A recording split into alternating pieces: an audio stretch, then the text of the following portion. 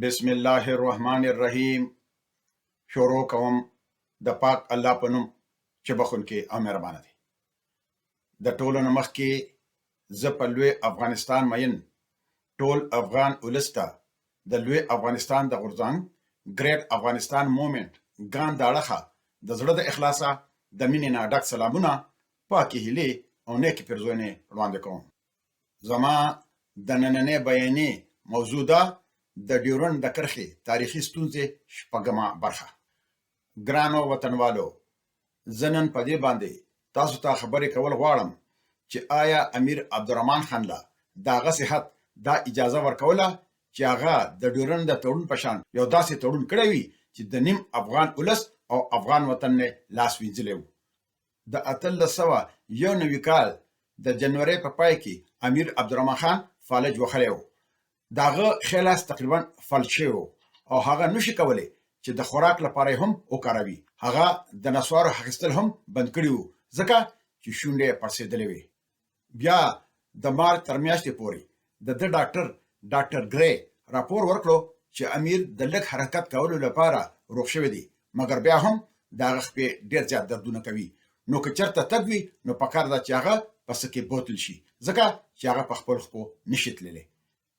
په کال 1894 کې ډاکټر لیلیاس هیملټن په کابل کې د ډاکټر ګری په ځای د امیر ډاکټره شوه.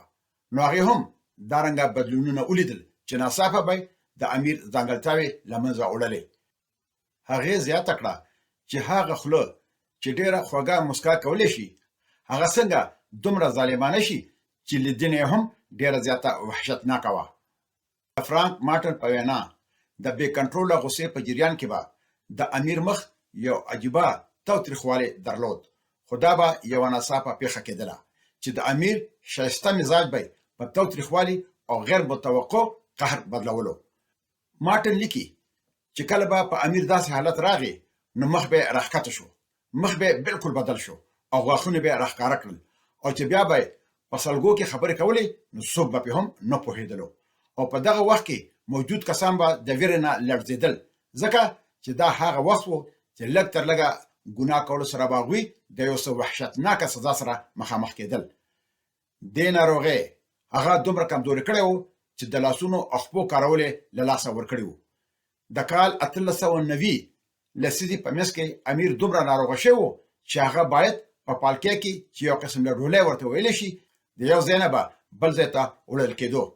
د ناروغتیاو د ډېرو سختو او جدي بریدونو په جریان کې به هغه بېهوشه شو. عبدالرحمن خان د خپلې ناروغۍ او مزدورۍ د سختې د پټولو په خاطر له خپل دربار او عامو خلکو څخه په حرم کې تقاعد شوی و. هغلته د هغه څو باوري مامورینو ته د ملاقات اجازه ورکول کېده چې د هغې پایله دا وه چې دولتي سوداګرۍ په مجازي ډول په ټپه ولاړه وي.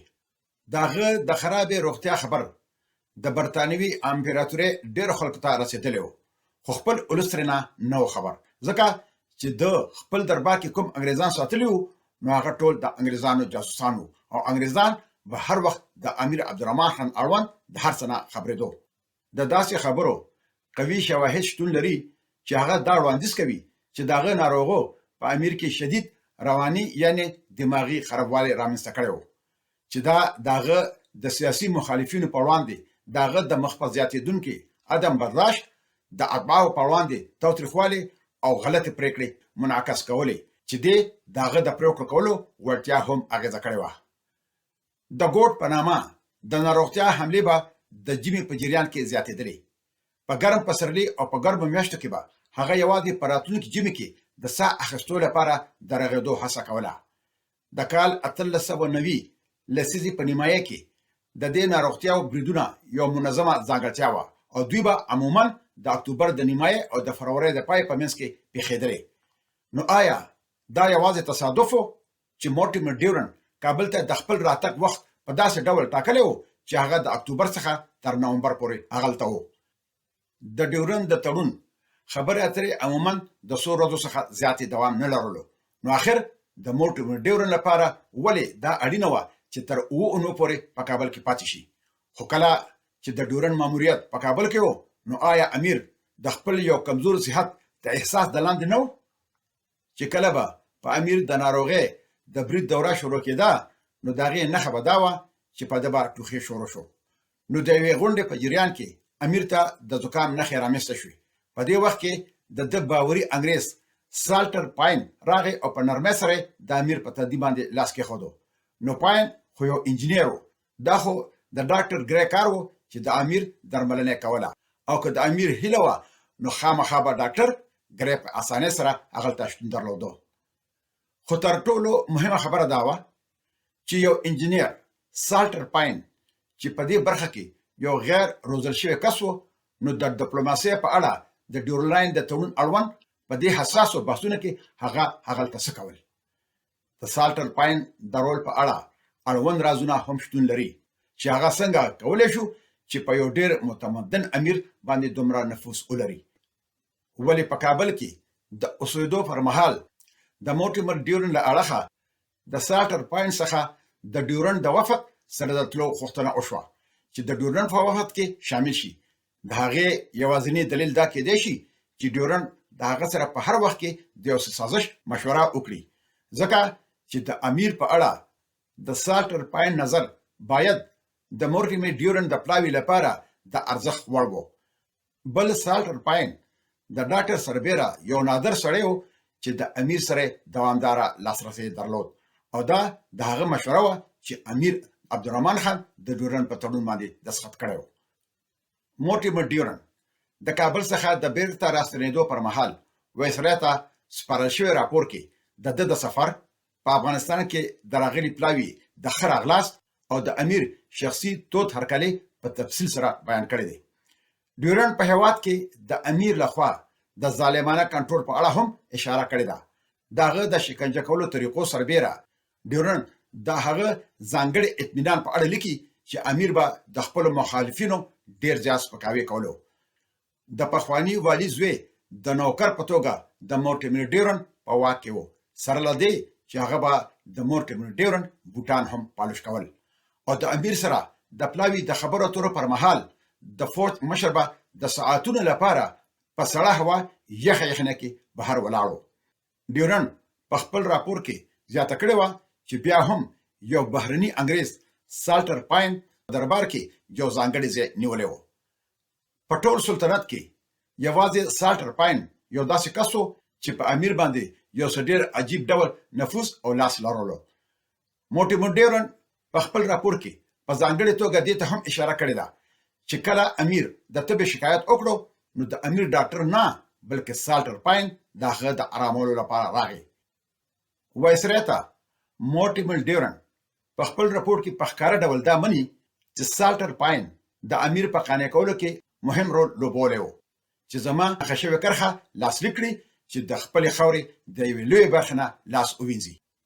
بل دا چې د عبدالرحمن خان په شان یو مطلق حاکم چې د روسیې د پولو په هر انچ لاره کې د پولو په هر برخه کې په جدي توګه استدلال کوو، خو آخر د ډیورن د کرښې اړوند دومره نرم ولی و. مطلب دا چې د محکوم افغانستان ځمکه امیر د سره د افغانستان ځمکه نه ګڼله او نه په دغه ځمکه مېشت پښتانه خپل ولس ګڼلو، چې د بدبختۍ نه هم هغه خبره د اوسه پورې روانه ده. خو د ډیورن د کرښې په لاسلیک کولو کې د سالټر پاین رول ډیر زیات مهم و، ځکه خو د برټانیا امپراتورۍ هغه ته د نایټ هوډ لقب ورکولو لپاره ډیره زیاته بیړه کړې وه. د ډیورن تړون د نومبر په 12 کال 1893 کې لاسلیک شو او نږدې یوه میاشت وروسته سالټر پاین د برټانیې د ملکې د نوي کال د ویاړونو په لیست کې شامل شوی و چې دا به د یو ډیر لوی ویاړ خبره ګڼل کېدله. د دې جایزې سره هغه د نایټ کمانډر تر ټولو ځوان ګټونکی شو او د بمبې د دفتر یو کلرک اوس د سر سالټر پاین په نوم وپېژندل شو.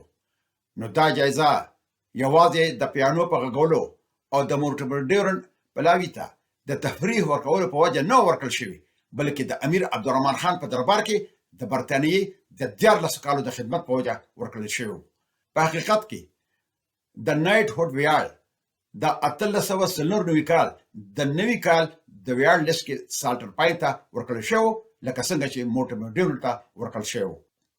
نو مورټیمر ډیورن خو د بهرنیو چارو سکرټر او د ډیورن د تړون مشهور معمار و، په داسې حال کې چې سالټر پاین هیڅوک نه، خو بیا هم هغه ته د مورټیمر ډیورن په څیر ورته سینګار ورکړی شو، ځکه چې سالټر پاین 14 کاله د امیر په دربار کې د انګریزانو جاسوس و. سالټر پاین د امیر په دې کمزوري هم پوهېدو چې کله امیر یو ځل د ډیورن تړون لاسلیک کړي نو بیا وروسته هغه د خپلې خبرې نه وروسته کېږي او امیر چېرته هم خپله پرېکړه بیرته نه اخلي، ځکه چې دا به هغه د تل لپاره خپله بېعزتي ګڼله. په ورته ډول یو بله په زړه پورې ادا هم ده چې امیر په دې ویاړ و چې هغه ته د خپل هیواد د بدلون لپاره یو مسیحي ماموریت ورکړل شوی، چې دا خبره یو ځل هټلر او بیا جارج ډبلیو بوش هم کړې وه. د امیر عبدالرحمن خان د ډاکټر ګری ځایناستي ډاکټر لیلیاس هیملټن په وینا امیر په بشپړ ډول په خپل فوق العاده قدرتونو باندې قانع و. هغه قدرتونه چې د هغه په اعتنا سره هغه دې پایلې ته رسولی و چې د هغه په اړه د مذهب لخوا ټاکل شوي مراسم غیر ضروري و، ځکه چې د هغه خپل ذهن د دې توان درلودو چې هغه د هر ډول محدودیتونو څخه پورته و. نو یو داسې سړی چې ځان له نورو خلکو نه لوړ ګڼي نو څنګه دا ومني چې د ډیورن د تړون په لاسلیکلو کې خطا کړې وي او د امیر په حیث به د خپلې کړې ژمنې نه څنګه شاتګ کړی و. د ډیورن دا کرښه چې برطانوي هند له افغانستان څخه بیلو د قبایلي سیمو په اوږدو کې ایښودل شوې وه. د خیبر له لارې څخه د چمن د صحرایي ښارګوټي ته د کندهار څخه 100 کیلومتره لرې د شګو او خړو غرونو د یوې لویې دښتې په پای کې د دوړو د کڅوړې سرحدي پوسته ده چې له بده مرغه د پښتنو لپاره دا په شګه کې کرښه د وخت په تېرېدو سره د لویو قدرتونو لخوا په اسانۍ سره د افغانستان د باچایانو په وجه بین المللي کرښه وپېژندل شوه. د دې کرښې له امله د پښتنو دودیز ژوند ګډ وډ او تباه برباد شوی دی. په ډېرو مواردو کې دا کرښه د کورونو په منځ کې تېره شوې ده، د رور څخه رور جلا کوي، خو د مورټیمر ډیورن سره د دې خبرې هیڅ فکر نه، بس د هغه دنده د انګریزانو ګټو ته وده ورکول و چې په دې کې ورسره امیر عبدالرحمن خان د 6 لک روپو د کال په رشوت په بشپړ توګه دخیل و. او دا خبره مورټیمر ډیورن په خپلو لیکنو او ویناو کې څو واره کړې ده چې د ډیورن په تړون کې پیسو یو ډېر لوی رول لوبولی و چې موږ امیر عبدالرحمن خان ته ومنلی. عبدالرحمن خان د ډیورن د تړون په اړه اندېښمن و. هغه وایسرا هنري پیټي پیټس مورس ته په یو لیک کې ویلي و چې د سرحدي صوبې پښتانه زړور جنګیالي او پیاوړي مسلمانان دي، زه به دوی په تدریجي او سوله ییز ډول د لوی برطانیې ښه ملګري جوړ کړم. په دغه وخت کې عبدالرحمن خان په خپله هڅه کوله چې وضعیت بیرته تر هغه حده ښه کړي چې څومره ممکن وي، خو افسوس چې اوس ډېر زیات ناوخته و. خو دا کار هم هغه د خپلو ګټو په خاطر کوو. هغه پوهېدو چې په سرحدي سیمو کې ناکراري به د برطانوي واک کمزوري کولو ته دوام ورکړي او د هغه نوم به په یو یا په بل ډول په جګړو کې ښکېل شي. خو بل اړخ ته امیر عبدالرحمن خان په دې هم پوهه و چې د هغه واک ته رسېدل او په افغانستان کې د خپل واک ساتل د انګریزانو په ملاتړ ولاړو. د شاه شجاع نه راواخله تر د دوست محمد خان، امیر عبدالرحمن خان او نورو واکمنانو به په شخصي توګه د انګریزانو ملګرتیا کوله او د انګریزانو نه به پیسې هم اخیستې او د ولس د خوشحالولو لپاره او د خپلو جنایتکارو د پټولو لپاره به کله نه کله د انګریزانو مخالفت کوو. خو انګریزانو ته هم پته وه چې دا دوی د ولس په سترګو کې د دوړ اچولو لپاره زموږ مخالفت کوي. موږ داسې ارقام یعنی ډیټا نه لرو چې په کال 1893 کې د افغانستان اقتصادي انحصار په بهرنیو سرچینو باندې ولاړ و، خو بیا هم موږ کولی شو چې د هغه څه سره پرتله کړو چې په وروستو کلونو کې پېښ شوي وو. د پاکستان له جوړېدو سمدستي وروسته افغانستان ته پاکستان د صادراتو مخه ونیوله. د 1950 کال د جنورۍ په لومړۍ نیټه افغانستان ته د تیلو وړلو لارې بندې کړې او په 1953 1955 او 1920 کلونو کې دا کار تکرار کړو. د نورو شیانو ترڅنګ افغانستان د خپلو ورځنیو اړتیاوې لپاره په جدي توګه پر پاکستان تکیه کوي، خو پاکستان هر وخت په افغانستان باندې لارې بندوي. سالټر پاین د امیر له خدمت نه د تلو سمدستي وروسته دا خبره یو استرالیایي ژورنالیست ته کړې وه چې زه 14 کاله په کابل کې وم چې ټول وخت مې په پلازمینه کې تیر کړی و، خو ما هیڅکله هم یو روسي وفد نه لیدلی نو څنګه انګریزان وایي چې دا پوله له دې لپاره اخکر شوې وه چې په دې سیمه کې د روس د پرمختګ لاره ونیسي.